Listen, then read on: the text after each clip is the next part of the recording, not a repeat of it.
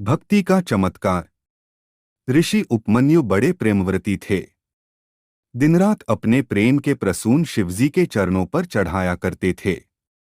न किसी की सुधि न विश्राम की चिंता। पेड़ों से गिरे हुए फल ही उनका भोजन था, धरती ही उनकी साया थी और अंबर ही उनके लिए छाया के समान था। एक बार उपमन्यु परिभ्रमण के लिए निकले। वे सत्य घूमते समुद्र के तट पर गए। समुद्र में समुंदरूंची लहरें उठती रहीं, भैरव गर्जन हो रहा था। उपमन्यु को वे लहरें प्रकृति के कोमल हाथों के समान और वह भैरव गार्जन मधुर के समान लगा। उन्होंने पूछा, यह स्थान बड़ा मनोरथी है, बस ठंडा तापना चाहिए। यह आदेश उपमन्यु समुद्र के तट पर झील के ऊपर आसन पर बैठ गया और शिव के ध्यान में मगन हो गया। कई वर्षों तक उपमन्यु का तप रहा। उनके अनोखे टैप को देखकर देवराज इंद्र आकुल हो उठे। उन्होंने सोचा, जहां ऐसा न हो कि उपमन्यु अपने तप की शक्ति से स्वर्ग पर अपना अधिकार जमा लें। इंद्र के मन में तृष्णा जग उठी। वे उपमन्यु के टैप को डिगाने के लिए कुबेर को साथ लेकर चल पड़े। दोनों विचित्र वेश प्राणी समुद्र तट से कुछ दूरी पर ही थे कि वे दो और मनुष्य प्रकट हुए, जो नयन के समान वे धारण किए हुए थे। वे मन ही मन वैज्ञानिक लगे, ये दोनों कौन हैं और कहाँ जा रहे हैं। उसी समय देवराज डमरू की ध्वनि पोस्ट की गई। उन्होंने डमरू की ध्वनि से आश्चर्यचकित होकर सोचा, अवश्य यह शिव की माया है। स्वयं शिव ही इन दोनों प्रवचन के रूप में प्रकट हुए हैं। यह उपमन्यु की दृढ़ता की परीक्षा लेना चाहते हैं। छिपकली देखना चाहिए, यह क्या करते हैं। वे दोनों मनुष्य समुद्र तट पर उपमन्यु के निकट आए। उन्होंने अपनी विचित्र वेश बनाया था। एक का मस्तक मोर योद्धा का मुकुट था और दूसरे का मुख आधा इंसान और आधा सिंह के समान था। मोर पंखों के मुकुटधारी मनुष्य ने उपमन्यु को अपना परिचय देते हुए कहा, मैं देवराज इंद्र हूँ और मेरे साथ जो हैं वे कुबेर हैं। मैं आपका टैप से आकर्षक हूँ। मैं आपको स्वर्ग का वैभव देने के लिए आया हूँ। उपमन्यु ने कहा, देवराज शिव, मुझे के प्यार को ठीक करो और कुछ नहीं चाहिए। तुमने मुझे दर्शन दिया, यही बहुत है। इंद्र ने उपमन्यु को डिगाने के उद्देश्य से पुनः कहा, मुने मैं देवराज इंद्र कुबेर के साथ आपके लिए कुछ देने के लिए खड़ा हूं। आप राज्य, वैभव, महल, जो पिरामिड मांगे, मेरे लिए आपके लिए कुछ भी तय नहीं है। उपमन्यु ने कुछ उत्तर दे दिया। उसकी पूर्ण ही माया के इंद्र के कुबेर की ओर देखते हुए कहा, कुबेर महामुनि के लिए इस रेती में स्वर्ण महल बनवाएं। ऐसा महल का दावा किया जाता है कि तीर्थ लोकों में कोई ऐनी महल न हो। ये खुलासा माया के कुबेर ने अपना हाथ ऊपर उठाया। देखते ही देखते समुद्र तट पर दिव्य स्वर्ण महल तैयार हो गया। ऐसा महल जो सभी प्रकार के सुखों और वैभव से अनोखा था। माया के इंद्र ने उपमन्यु की ओर देखते हुए कहा, महामुने यह स्वर्ण महल आपके लिए ही है। बालू के पत्थरों से बने जादुई महल में निवास कीजिए, सभी प्रकार के सुखों कीजिए। उपमन्यु ने कहा, देवराज मैं आपकी कृपा से कृतज्ञ हूँ, पर मुझे शिवजी के प्रेम को ठीक करना है और कुछ नहीं करना है। मेरे लिए बालू के ये कण ही कोमल साया के समान हैं। धरती ही मेरा देखा है और आकाश का वितान ही मेरा घर है। ये हैरान कर देने वाली माया के इंद्र की झलकियां टेढ़ी हो गईं। उन्होंने क्रोधित होकर स्वर में कहा, महामुने आप मेरा अपमान कर रहे हैं। मैं स्वर्ग का अधिपति हूँ और आपके शिव श्मशानवासी हैं। मेरे पास स्वर्ग का वैभव है, जबकि आपके नंगधंग शिव के पास कुछ नहीं है। आप मेरे दिए गए वैभव को स्वीकार करें, नहीं तो मैं वज्र से आपका मस्तक सम्मिश्रण ग्रह हूँ। यह स्पष्ट माया के केंद्र ने हाथ ऊपर उठाया और चमचमाता वज्र उनके हाथ में आ गया। पर उपमन्यु रंचमात्र भी अभिजात और स्थायी नहीं हुए। दृढ़ निश्चय बोले, देवराज मैं सब कुछ सुन सकता हूँ, पर आपके सादर देव शिव की निंदा नहीं सुन सकते। अपने वज्र का अभिमान है तो मुझे भी शिव जी के प्रेम का बल मिलता है। मैं अभी भी प्रेम की शक्ति से आपके वज्र को खंड खंड देता हूँ। यह चिल्ला उपमन्यु ने कमंडल का जल हाथ में ले लिया। वे शिव के ध्यान में डूबेकर हाथ का जल वज्र पर फेंकना चाहते थे कि शिव जी अपने वास्तविक रूप में प्रकट हो जाएं। उन्होंने कहा, बस कोई महामुने। बस नहीं, मैं आपके प्यार पर मुग्ध हूं। आपने अपने प्यार से मुझे जीत लिया है। अब आप मेरे साथ मेरे गणेश के रूप में बने रहें। उपमन्यु प्रेम से गदगद सितारे शिव के स्टेज में लौट गए। शिव ने उन्हें अपने दिल से लगा लिया।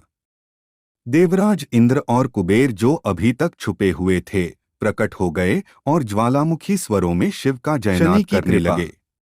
पार्वती जब भी अपने पति शिव के साथ अन्य देवताओं के निवास स्थान पर जाती थीं और वहां उनके सजेधजे सुंदर मठों को बनाती थीं तो उन्हें बड़ी स्पष्टता का बोध होता था।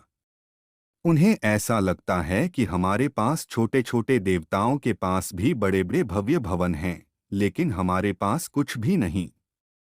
मैं आदिदेव शिव की पत्नी हूँ, लेकिन रहने के लिए मुझे कंदरा कैलाश और वल्कल के श्लोक मिले हैं। किसी आवास में अन्य सुख सुविधाओं का भी उपभोग नहीं किया जा सकता। एक दिन पार्वती ने अपने मन की यह व्यथा अपने पति शिव से कही। चौंककर शिवदासी ने फिर कहा, इसमें नीरसता की तो कोई बात नहीं देवी, प्रत्येक व्यक्ति की अपनी अपनी जीवन शैली होती है। जीवन शैली यही है, हम अपनी इस शैली को ही क्यों मानते हैं? अन्य देवगण से बहुत दूर हैं, जबकि हम प्रकृति के देवताओं में निवास करते हैं, तो हमारे लिए गौरव की बात है, सत्य की नहीं। शिव के तर्कों से पार्वती के अवशेष नहीं मिले और बोली, मुझे तुम्हारी ये बातें समझ में नहीं आती दे। मुझे तो अपना एक आवास चाहिए, बहुत ही भव्य और सुख सुविधा से पूर्ण। शिव ने अपनी सहज मुस्कान के साथ उत्तर दिया, इसमें क्या मुश्किल है देवी? मैं वास्तुकला को बुलावा देता हूँ। जैसा कि एंटरप्राइज पोर्टफोलियो आवासीय भवन लें, वधू को बुलाया गया। पार्वती ने आदेश दिया, हमारे लिए ऐसा भव्य भवन बनाओ जैसा विश्व में कहीं न हो। बिल्डर ने आदेश स्वीकार कर लिया। निर्माण कार्य शुरू हो गया। कुछ ही समय में पार्वती की इच्छानुसार भव्य भवन तैयार हो गया। अपने भवन को देखकर पार्वती अति आकर्षक हुई। गृह प्रवेश की तैयारी होने लगी। पार्वती चाहती थीं कि गृह प्रवेश के समय सभी प्रमुख देवता हमारे यहाँ उपस्थित रहें। शिव ने अपनी सहमति दे दी। सभी प्रमुख देवी देवताओं को भेजा गया संदेश। गृह प्रवेश के समय वे सब कैलाश पर्वत पर चले गए। वे पार्वती के भव्य भवन की भूरी भूरी प्रशंसा की, परंतु विश्वनियंता ब्रह्मा शिल्पी रहे।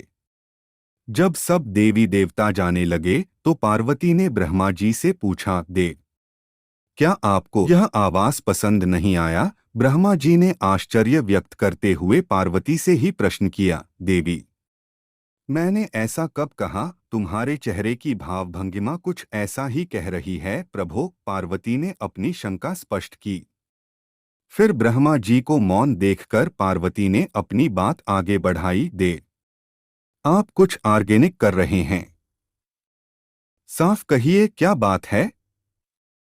ब्रह्मा जी ने तनिक रुककर उत्तर दिया, देवी, तो सब ठीक है, लेकिन यह प्रसाद शनि की कुदृष्टि है। जैसे ही वे वहां से चले गए, पार्वती ने ब्रह्मा जी की बात शिव को बताई तो वे भी कुछ चिंता में पड़ गए। पार्वती ने शिव से पूछा, प्रभो, शनि की दृष्टि से क्या हो सकता है? यह प्रसाद जल सकता है। शिव ने उत्तर दिया। यह सुनकर पार्वती भी चिंतित हो उठीं, बोली, प्रभो, इसके लिए कोई उपाय बताओ। शिव ने पुनर्जन्म की दृष्टि को आसान नहीं है देवी। शिव का उत्तर सुनकर पार्वती आवेश में आ गईं और बोली, सरल क्यों नहीं है? आप अभी शनिलोक जाएं और शनि से कहें कि वह हमारे प्रसाद पर से अपनी कृपा हटा लें। अगर वह मन जाए तो आप उसे चालू कोई आभूषण दे देंगे, और अगर न माने तो आप अपना डमरू जोर से बजा देंगे। मैं स्वयं अपने प्रसाद को आग लग गया। अगर प्रसाद को जलना ही है तो ये मेरे हाथों से जलेगा, शनि की कुदृष्टि से नहीं। इसके बाद शनि को शाप द पार्वती की इच्छा अनुसार शिव शनि लोक गए। वहां शनि देव ने अपने अभ्यर्थना की और आदर के साथ आसन पर विश्राम किया। श्रवण ग्रहण करने के बाद शिव ने अपने आने का प्रस्ताव दिया। देवी पार्वती ने जो प्रसाद दिया है वह श्रवण ग्रहण करने के लिए है। वे चाहते हैं कि तुमसे अपनी कुदृष्टि हटा लो। शनि देव ने करबद्ध होकर निवेदन किया, आप निश्चिंत बने रहेंगे। माता पार्वती के प्रसाद पर कुदृष्टि डालने का मैं दुस्साहस कर ही नहीं सकता। शनि से निर्देशित शिव समर्थक हो गए, बोले, शनि, मैं अंतिम घोषणा हूं। तुम जो चाहो वर मांग सकते हो। शनि ने अनादर भाव से कहा, प्रभु, आपका दिया हुआ सब कुछ मेरे पास है। अब और क्या मांगू?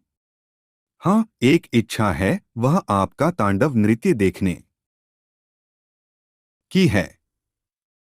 बहुत दिन हो गए उसे देखते हुए। अपनी नृत्यकला कलाकार तो कृपया होगी। शनि का यह भगवान शिव को अच्छा लगा। उन्होंने अपना डमरू उठाया और डांस करना शुरू कर दिया। भोले भंडारी यह भी भूल गए कि पार्वती ने डमरू की आवाज सुनकर अपने नवनिर्मित प्रसाद को जला देने की बात कही थी। बस डमरू बजाकर वे नृत्य करते रहे।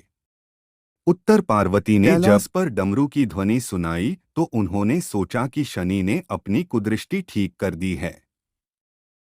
वे बहुत लाचार हैं।